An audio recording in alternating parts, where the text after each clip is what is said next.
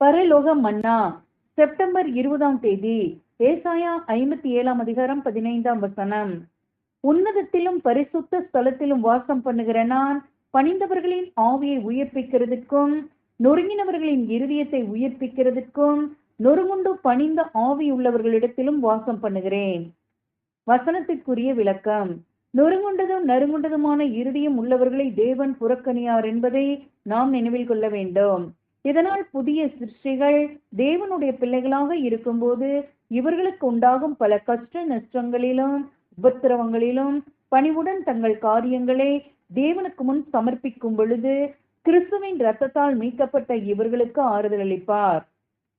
மரணத்திற்கு ஏதுவான பாவத்தை செய்தவர்களுக்கோ அப்போஸ்தலன் கூறுவது போல மனம் திரும்புகிறதுக்கு ஏதுவாய் அவர்களை மறுபடியும் புதுப்பிக்கிறது கூடாத காரியம். தேவ ஆவி இவர்களில் வாசமாயிராது. ஆமென்.